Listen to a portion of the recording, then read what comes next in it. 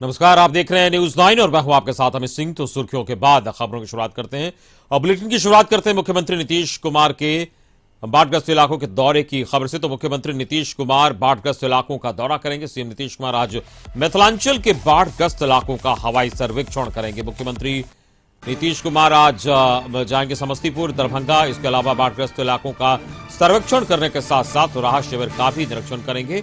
मुख्यमंत्री के साथ जल संसाधन विभाग के मंत्री और अधिकारियों का दल भी मौजूद रहेगा। आपको बता दें कि मुख्यमंत्री पिछले कई दिनों से राज्य के अलग अलग हिस्सों का हवाई सर्वेक्षण कर रहे हैं, जहां वो बाढ़ से हुए तबाही के साथ साथ बाढ़ पीड़ितों की समस्याओं से रूबरू हो रहे हैं। और इसी क्रम में आज वो मिथिलांचल का दौरा करेंगे। साथ ही इलाकों के निरीक्षण करने के दौरान उनकी समस्याओं का समाधान भी कर रहे हैं। तो मुख्यमंत्री आज मिथिलांचल के बाढ़ग्रस्त इलाकों का दौरा करेंगे। तो मुख्यमंत्री के साथ जल संसाधन विभाग के मंत्री और अधिकारियों की टीम भी मौजूद रहेगी। और आपको बता दें कि मिथिलांचल के पूरे इलाके में आज मुख्यमंत्री सर्वेक्षण करेंगे और बाढ़ की स्थिति का जायजा लेंगे कि किस तरीके से वहां लोगों को बाढ़ से परेशानी हो रही है और जो व्यवस्थाएं सरकार की ओर से की गई है वो सही तरीके से उन तक पहुंच पा रही है या नहीं, इसका भी वो जायजा लेंगे। इससे पहले भी जब वो निरीक्षण के लिए गए थे तो जो राहत शिविर चल रहा था उसका जायजा उन्होंने लिया और साथ ही जो कम्युनिटी किचन है उसकी भी देख रेख किस तरीके से हो रही है उसका जायजा मुख्यमंत्री खुद लेते हैं। और आज वो मिथिलांचल के इलाकों का दौरा करेंगे और वहां पर सर्वेक्षण करेंगे कि बाढ़ की क्या स्थिति है और लोग कैसे वहां पर इस वक्त रह रहे हैं, क्या उन तक सही तरीके से मदद पहुंच पा रही है। और संवाददाता मरगूब आलम इस वक्त फोन पर जुड़े हमारे साथ। मरगूब, एक बार फिर से आज सर्वेक्षण के लिए मिथिलांचल के इलाका का सर्वेक्षण करेंगे सीएम नीतीश कुमार, क्या कार्यक्रम है आज का? अमित जी, 11 बजे के बाद मुख्यमंत्री अपनी निकलेंगे आवास से और पटना एयरपोर्ट पहुंचेंगे और वहां से हवाई हेलीकॉप्टर से वो निकलेंगे।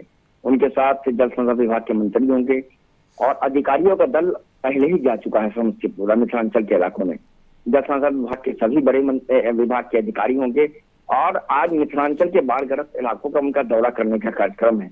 और आपको पता होगा कि 2 दिनों में बूढ़ी गंडक खतरे के निशान से पार कर गई है। कई इलाके जलमग्न है, समस्तीपुर के खास करके, दरभंगा के और समस्तीपुर के, क्योंकि दोनों जिला बिल्कुल सटा हुआ है और दोनों जिला का जो बॉर्डर लाइन अप है वो पूरी तरह से बाढ़ग्रस्त क्षेत्रों में आता है। तो मुख्यमंत्री हवाई सर्वेक्षण के बाद सड़क मार्ग से भी वहाँ कई कम्युनिटी किचन जो चल रहे हैं उनका निरीक्षण करेंगे, कई बाढ़ राहत शिविर का निरीक्षण करेंगे और उसके बाद अधिकारियों के साथ वहाँ वो मंत्रणा भी करेंगे। और जब मंत्रणा करके वो पटना लौटेंगे लगभग 3:30 बजे के 4:15 बजे के आसपास, तब यहाँ। चलिए, इस पूरी जानकारी के लिए बहुत बहुत शुक्रिया मरगूब आपका। मरगूब आलम हमारे संवाददाता बता रही थी 11 बजे मुख्यमंत्री के निकलने का कार्यक्रम है और मिथिलांचल के इलाकों का वो आज सर्वेक्षण करेंगे। और आपको बता दें कि जल संसाधन विभाग के मंत्री साथ रहेंगे, अधिकारियों की टीम पहले ही वहां पहुंच चुकी है और आज मुख्यमंत्री खुद हालचाल लेंगे वहां पर जो बाढ़ पीड़ित लोग हैं उनका और उनकी समस्याओं पर भी गौर करेंगे और तब जाकर अधिकारियों को आज निर्देश दिया जाएगा। चलिए आगे बढ़ते हैं और अब बात करते हैं आरजेडी में मचे घमासान की। लगता है कि जगदानंद सिंह मामले पर तेजस्वी अब अपने बड़े भाई तेज प्रताप को ज्यादा तरजीह देने के मूड में नहीं है। इसी मामले में राजद सुप्रीमो लालू प्रसाद से बात करने के लिए नेता प्रतिपक्ष तेजस्वी यादव पटना से दिल्ली के लिए रवाना हो गए। तेजस्वी यादव ने दिल्ली रवाना होने तक अपने बड़े भाई तेज प्रताप यादव को लेकर बड़ा बयान दिया है। तेजस्वी यादव ने कहा कि तेज प्रताप यादव भले ही मेरे बड़े भाई हो, लेकिन माता पिता ने हमें यह संस्कार दिया है कि हमें बड़ों का कैसे आदर करना चाहिए, चाहे कोई भी हो। अनुशासनहीनता ठीक नहीं है। पार्टी के अंदर अनुशासनहीनता होने से परेशानी होती है। तेज प्रताप यादव की नाराजगी को लेकर तेजस्वी यादव ने 2 टूक शब्दों में कह दिया कि नाराजगी होती रहती है।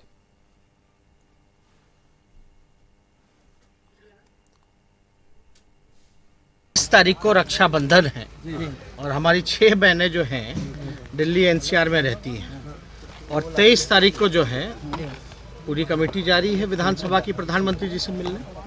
तो इस सिलसिले में हम लोग जा रहे हैं। यहाँ पर जो जिस तरह से बयानबाजियाँ हो रही हैं, तेज प्रताप जी नाराज हो गए लगता है आपसे, आपने कहा वो आए थे, मुलाकात हुई थी और आप सब लोग को पता कि 4:30 बजे जो है हमारी ऑल ऑपोजिशन पार्टी की, जिसमें सोनिया गांधी जी की अध्यक्षता में बैठक हुई है, जिसमें 20 पार्टियां थी। मीटिंग शुरुआत होगी तो हम तो उसमें पार्टिसिपेट करेंगे ना। मतलब कोई ऐसा विद्रोह विवाद तो नहीं दिखा तेजस्वी जी, कोई मतलब मनमुटाव जैसा कुछ ऐसा? अब जो बातें हैं तो ठीक है, बड़े भाई हैं तो अलग बात है, लेकिन पार्टी में सब लोगों को, माता पिता ने सब लोगों को तो ये एक बात जो ज़रूर सिखाई है, हम लोगों को संस्कार में माता पिता ने दिया है कि बड़ों की इज्जत करो, सम्मान करो और थोड़ा अनुशासन में भी रहो। तो ठीक है, बात जो है जगदानंद सिंह से नाराज चल रहे हैं, क्या लगता है? नाराजगी होती है। और आपको बता दें कि शुक्रवार शाम को तेज प्रताप इसी मसले पर तेजस्वी से मिलने राबड़ी देवी के आवास पर पहुंचे थे और जब वो वहां से बाहर निकले तो उनका गुस्सा 7वें आसमान पर था। तेजस्वी से मिलने के बाद जब तेज प्रताप वहां से निकले तो उन्हें तेजस्वी के सलाहकार संजय यादव पर बड़ा आरोप लगा दिया और कहा कि संजय यादव ने ही उन्हें तेजस्वी से मिलने नहीं दिया।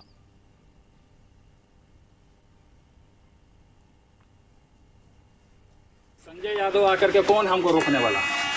हम तेजस्वी से जब हम बात कर रहे हैं इस मैटर को, तो संजय यादव हमको आकर के रोकने का काम किया, बीच में इंटरप्ट करने का काम किया और तेजस्वी को लेकर के चला गया है। थोड़ा सा लंबा मत रखो, मिलने नहीं दे रहे हैं, बात करने नहीं दे रहे हैं, इसलिए कहें कि उत्तर नहीं जाता है ना, बराबर में जाता है। लगता है दोनों भाइयों के बीच आ रहे हैं क्या? नहीं, बीच में आ ही रहे हैं। आप आइए, सवाल पूछिए इनसे, इस तरीके का काम क्यों कर रहे हैं आप? जो सच्चाई होगा, क्या अंदर में जो सच्चाई होगा, मीडिया के बीच में रखने का काम कर रहे हैं। चलिए करें क्या हम लोग अंदर जाएं? आएंगे तेजस्वी जी तो बात कर लीजिएगा कि जब हम तेजस्वी से बात कर रहे हैं तो कौन होते हैं बीच में बोलने वाले? आदरणीय पिताजी से जो अपना भगवान मानते हैं उनको हम, उनसे भी हम ये आपके चैनल के माध्यम से अगर सुनने का काम कर रहे हैं तो हम ये बताना चाहते हैं कि इनको ऊपर कार्रवाई हो। अगर कार्रवाई नहीं होगा तो पार्टी की किसी भी गतिविधि में हम शामिल नहीं होंगे।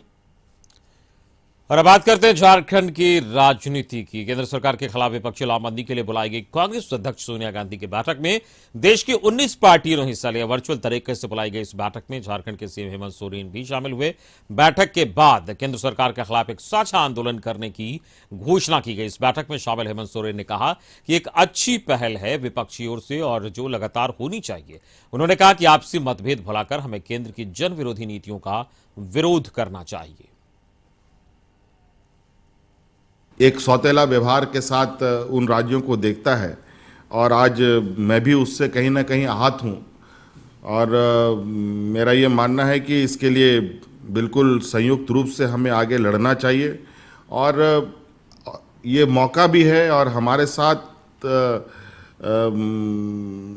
लोगों की, जो हम गरीब, मजदूर, किसान, अल्पसंख्यक लोगों के, बड़े जो कमज़ोर वर्ग के लोग हैं, उनकी नज़र विपक्षों पर बहुत आशाभरी निगाहों से ये देख रहे हैं और इसको अगर हम आज के समय एकत्रित नहीं कर पाए तो थोड़ी सी दिक्कतें ज़रूर होंगी। हमें बहुत और संघर्ष करना पड़ेगा क्योंकि विपक्ष सिर्फ हल्ला बोल करके अपनी चीज़ों को स्थापित कर रहा है। उधर झारखंड बीजेपी के प्रदेश अध्यक्ष दीपक प्रकाश और नेता प्रतिपक्ष बाबूलाल मरांडी ने राजभवन जाकर राज्यपाल रमेश बैस से मुलाकात की। इस दौरान कई मुद्दों पर राज्यपाल से उन्होंने चर्चा की। वहीं राज्यपाल से मुलाकात के बाद बाबूलाल मरांडी और दीपक प्रकाश ने बताया कि राज्यपाल से झारखंड के संदर्भ में विस्तार से बातें हुई। राज्य के कई अहम मुद्दों पर चर्चा हुई। एक औपचारिक मुलाकात थी। राज्य की गिरती शासन व्यवस्था, अराजकता सहित सभी राजनीतिक गतिविधियों से राज्यपाल को अवगत कराया गया। राज्य की स्थिति दिन प्रतिदिन खराब होती जा रही है। इन्हीं को लेकर आज हम लोग राज्यपाल से मुलाकात कर एक और ज्ञापन भी सौंपा।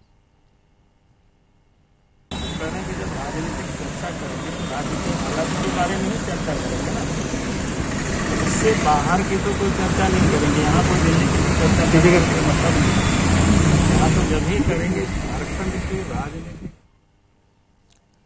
रांची के बीजेपी कार्यालय में प्रदेश अध्यक्ष और सांसद दीपक प्रकाश ने प्रेस वार्ता कर राज्य सरकार पर निशाना साधा। दीपक प्रकाश ने कहा कि हेमंत सरकार के 19 महीने के कार्यकाल में अराजकता ही अराजकता है, विकास के न के बराबर हुआ है। 19 महीने के शासनकाल में 19 बिजली के खंभे भी नहीं लगे हैं। 19 महीने में 19 किलोमीटर भी सड़कें नहीं बनी है। खनिज संपदा की लूट जारी है। वहीं सुनील तिवारी मामले पर दीपक प्रकाश ने कहा कि उन पर लगे आरोप फर्जी हैं। सुनील तिवारी और सीएम दोनों मामले की जांच सीबीआई से कराई जाए। झारखंड एक ऐसा प्रदेश के रूप में लगातार 19 महीने में पूरे देश में चर्चित होने का काम किया है, जहां अराजकता ही अराजकता दिखता है। 19 महीने के शासनकाल, अराजकता, कानून व्यवस्था की बात की जाए, आदिवासी भाई बहनों की हत्या का सवाल हो, आम लोगों की हत्या का सवाल हो, सब लोग आज भयभीत है इस शासन व्यवस्था। वहीं झारखंड के प्रदेश कांग्रेस कमेटी के प्रवक्ता आलोक कुमार दुबे ने बीजेपी के प्रदेश अध्यक्ष के 19 महीने के कार्यकाल पर की गई टिप्पणी पर कड़ी प्रतिक्रिया व्यक्त की। उन्होंने कहा कि पूरे कोरोना काल में राज्य के बीजेपी नेताओं ने घर में दुबके रहे और पत्र लिखने का काम के अलावा कोई दूसरा काम नहीं किया। बीजेपी आज भी सिर्फ प्रेस कॉन्फ्रेंस पर कुछ सुर्खियों में बने रहने के अलावा राज्य के लोगों के लिए कुछ भी नहीं कर रही है। आपने 19 महीने में क्या किया है, जरा अपने गिरबान में झांक लीजिए। पहले पेंडेमिक में घरों में रहे, 3 मुख्यमंत्री चिट्ठी लिखते रहे। दूसरे पेंडेमिक में डर से पैंट पकड़ के, हाफ पैंट पहन के घर के अंदर में दुबके रहे, और अब चले हैं प्रेस कॉन्फ्रेंस करके अखबार की सुर्खियां बटोरने। ये जो उंगली दिखा करके आपके नेतागिरी हो रही है, ये राज्य की जनता सब समझ रही है। झारखंड के लोग और झारखंड की सरकार को मालूम है, तभी तीसरा स्थान मिला पूरे देश में। हम अपने से खुद से नहीं ले लिया, जबकि सारी संस्थाएं आपके द्वारा संचालित हो रही हैं। और इसी के साथ यह वक्त चला छोटे से ब्रेक का। खबरें और भी आप बने रहे हमारे साथ। उससे की कटिहार में एक धार्मिक जुलूस के दौरान लोगों ने एक गाड़ी को निशाना बनाया।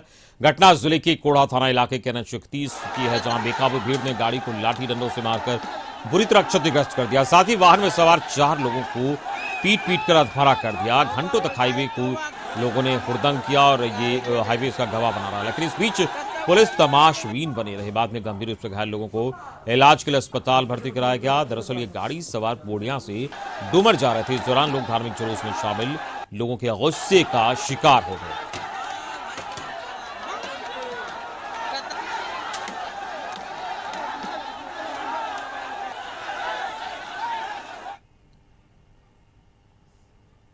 पूर्णिया से आ रहा था मेरे मम्मी को लेकर, और रास्ते में मुहर्रम करने वाले सब दंगा फसाद करके मेरे मारपीट किया, गाड़ी वाड़ी भी तोड़ दिया, और मेरा मोबाइल निकलते रहे मोबाइल भी मेरा छीन लिया गया है। मेरा भाई का पैसा भी छीन लिया। कितना पैसा छीन लिया? 7,000। मोबाइल आपका छीना? जी हाँ, ये मोबाइल का कवर मिला है, मोबाइल नहीं मिला। ये मेरा मोबाइल का कवर है। किस जगह ये हुआ है घटना? ये मुसाफिर का चौक के पास। मुसाफिर चौक। खबर बेटा से, जहां अपराधियों ने मरेर के कमला गोपालपुर पंचायत के मुखिया पति की गोली मारकर हत्या कर दी। मृतक की पहचान नरहाना निवासी पिंटू साव के रूप में हुई है। घटना महुआ पाती गांव के पास की है। बताया जा रहा है कि मृतक रिश्तेदार के यहां अपने घर लौट रहा था। उसी दौरान अपराधियों ने पीछा कर उसकी गोली मारकर हत्या कर दी। घटना की जानकारी के बाद बेटा पुलिस मामले की छानबीन में जुटी है।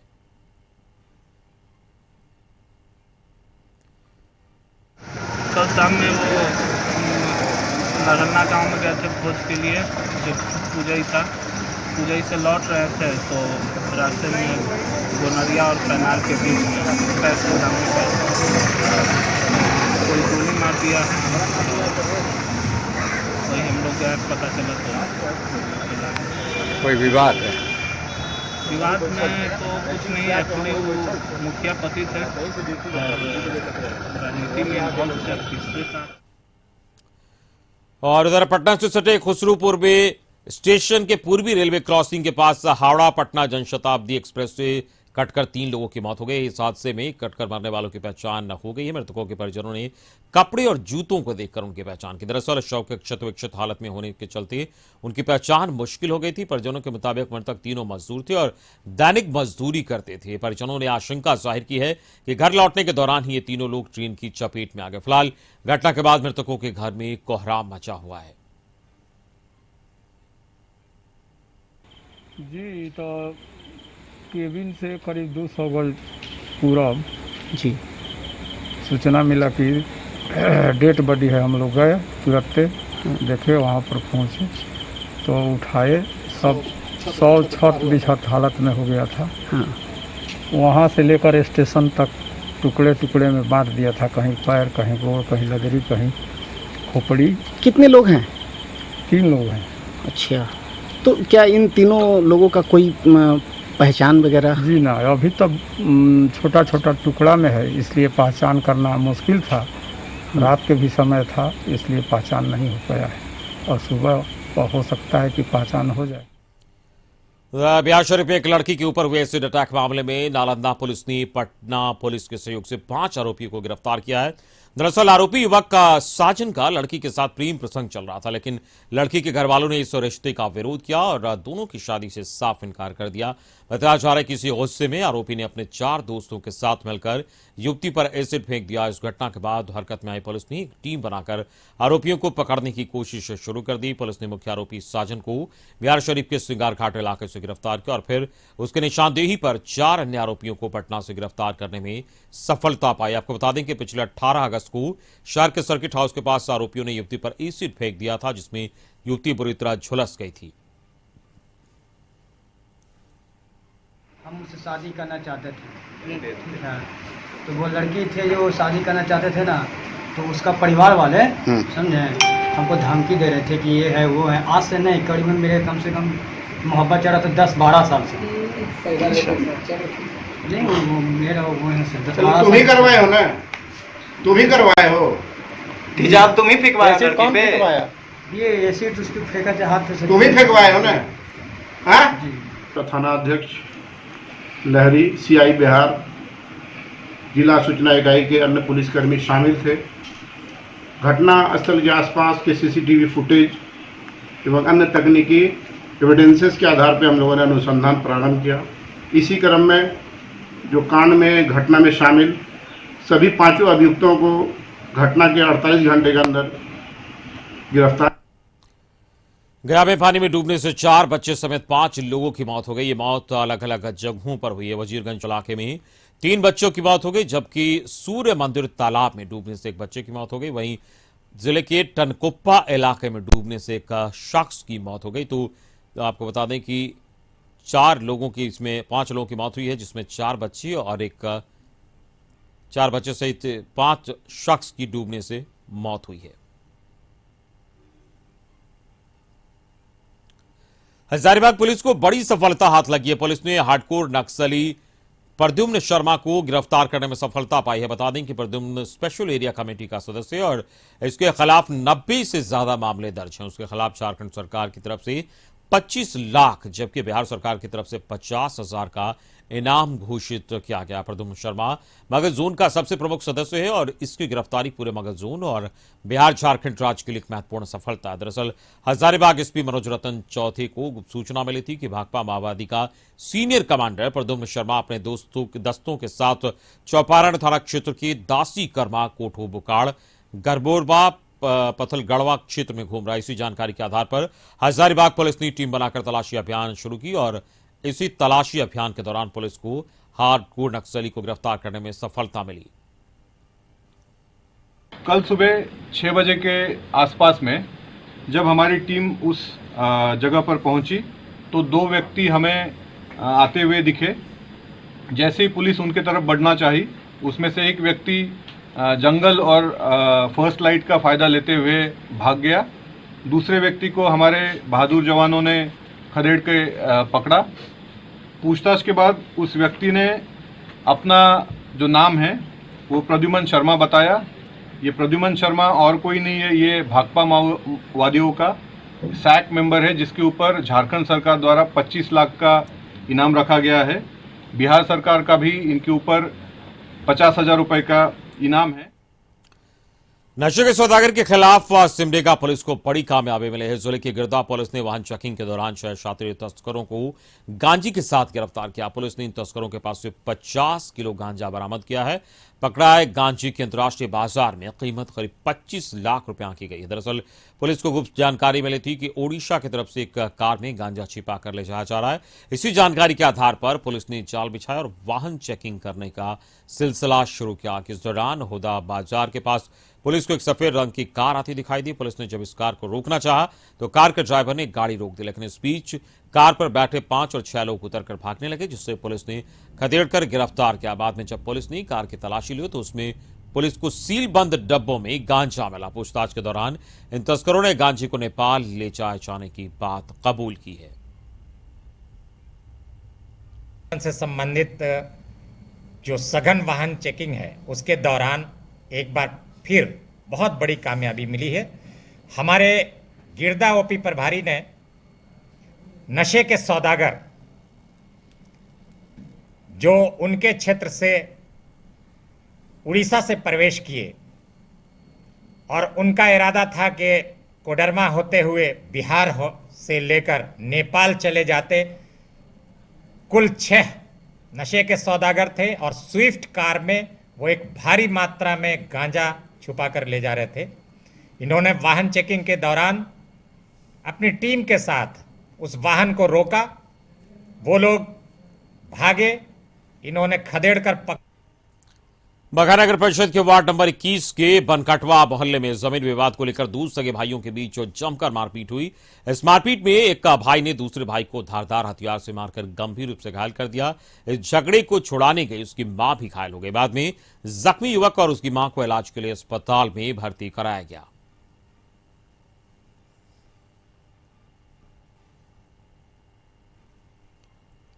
बात हुआ है, घरेलू कुछ मैटर है, तो उसी में एक भाई मार दिया हुआ है, थोड़ा सा चोट लग गया है उनको।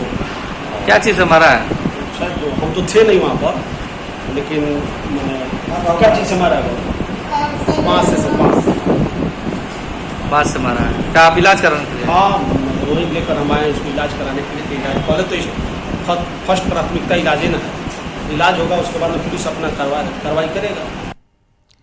लखीसराय जिले के रामगढ़ चौक थाना इलाके के रामगढ़ चौक पर 2 वाहनों के बीच हुई टक्कर में एक यात्री की मौत हो गई, जबकि 11 लोग घायल हो गए। घायलों में 3 की हालत गंभीर बताई जा रही है, जिन्हें विशेष इलाज के लिए पटना रेफर किया गया। बताया जा रहा है कि लखीसराय से एक गाड़ी यात्रियों को लेकर प्रतापपुर जा रही थी। इस बीच रामगढ़ चौक पर सिकंदरा की तरफ से आ रहे तेज रफ्तार टूर स्टेप डिलीवरी पिकअप वाहन की टक्कर मैजिक से हो गई और यह हादसा हुआ।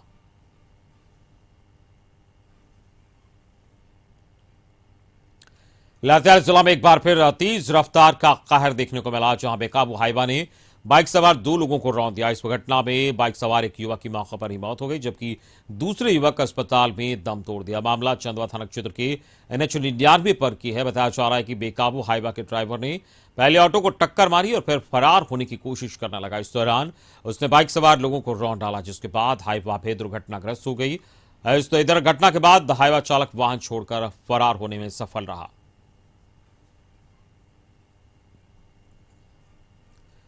पूर्णिया में उस समय अफरा तफरी मच गई जब मुजफ्फरपुर से आ रही एक निजी बस में आग लग गई। घटना सदर थाना इलाके के खुशकी बाग फ्लाईओवर की है। मौके पर मौजूद लोगों ने बताया कि जैसे ही बस से धुआं निकलने लगा, चालक ने सूझबूझ का परिचय दिया और बस को रोक दिया। बस रुकने के बाद उससे सभी यात्री निकल गए। इसके बाद आग की लपटें काफी तेज हो गई और धू धू कर पूरा बस चल गया। बाद में फायर ब्रिगेड की गाड़ियों ने बस में लगी आग पर काबू पाया।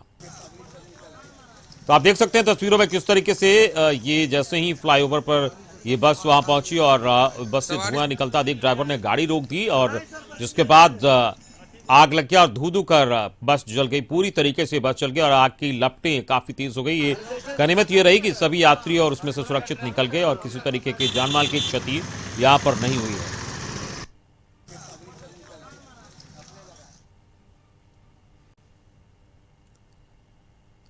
खबर बघा से, जहां दूसरों की जान बचाने के लिए दर्जनों महिला स्वास्थ्य कर्मियों ने अपनी जान की बाजी लगा दी और 10 किलोमीटर घने जंगल को पैदल ही पार कर दिया। यह तस्वीर टीकाकरण करने जा रही स्वास्थ्य कर्मियों की टीम की है। तस्वीर रामनगर के दोन की है। दोन एक ऐसा इलाका है जो बारिश के समय टापू बन जाता है, वहां अन्य वाहन नहीं पहुंच पाते और कोविड टीकाकरण काफी मुश्किल हो गया है। तस्वीर को गौर से देखिए, एक ट्रैक्टर ट्रॉली है जिस पर महिला स्वास्थ्य कर्मियों की टीम है और इन्हें टीकाकरण के लिए जाना है, लेकिन ये ट्रैक्टर बीच जंगल में ही फंस जाता है और ये लोग आगे नहीं निकल पाते हैं। जिसके बाद ये महिला स्वास्थ्य कर्मियों की टीम अपनी सूझबूझ का परिचय देते हुए 10 किलोमीटर तक पैदल जाकर टीकाकरण केंद्र पहुंचती हैं और जाकर वहां 4000 लोगों का टीकाकरण किया जाता है। सूचना यही मिली है कि जंगल का रास्ता तो एकदम कीचड़ से अटा हुआ है, भरा हुआ है। ट्रैक्टर गया है तो फंस गया है जंगल में बुरी तरह से। हमारे जो टीकाकर्मी हैं उनको पैदल ट्रैक्टर छोड़ कटिहार में सरकार की तरफ से राहत नहीं मिलने से नाराज बाढ़ पीड़ितों ने NH 31 को जाम कर दिया। मामला जिले की कोड़ा प्रखंड का, जहां नंदग्राम जरलाही के बाढ़ पीड़ितों का सरकारी लापरवाही के खिलाफ गुस्सा फूट पड़ा और लोगों ने NH 31 को जाम कर दिया। जाम के चलते दोनों तरफ से गाड़ियों की लंबी लाइन लग गई। ग्रामीणों का आरोप है कि उनके लिए सरकार ने न तो सामुदायिक किचन और न राशन और न ही मवेशियों के लिए चारे की व्यवस्था की है। वहीं ग्रामीणों का आरोप है कि स्थानीय जनप्रतिनिधियों के कोरे आश्वासन से वो लोग त्रस्त हैं। मेन रीजन है भैया कि 7 दिन से हम लोग बाढ़ के पानी में डूब रहे हैं। इससे 5 दिन पहले BDO साहब, उसके बाद बोरा के जो विधायक थे उनके बेटा भी आए हुए थे। आश्वासन दिया गया कि 24 घंटे के अंदर हम लोग यहाँ पे राहत शिविर और शौचालय, सामुदायिक किचन, बहुत तरह का व्यवस्था कर देंगे। लेकिन हर दिन एक के बाद एक बहाना बनता है। तो न्यूज़ 9 में बस इतना ही। पूरी टीम के साथ मुझे दीजिए इजाजत। नमस्कार।